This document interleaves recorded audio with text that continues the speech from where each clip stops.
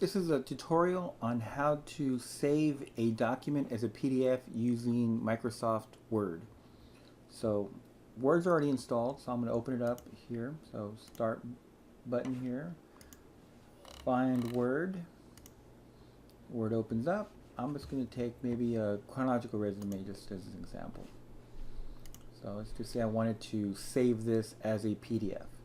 So I go to this ribbon up here under File, Save As, and I need to save it in a location. I'll just say in the desktop.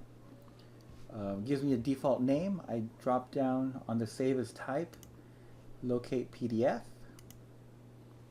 and then click Save. It'll then save a document as a PDF. It opened it up in my Adobe Acrobat Reader. If I close this, and I close the Word document, I won't save setting the changes here.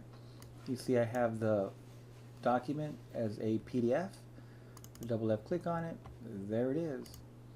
First name, last name, basic resume. It's now a PDF. It's now ready for me to upload as per my assignment requirements. Thank you. Hope you learned a lot. Bye.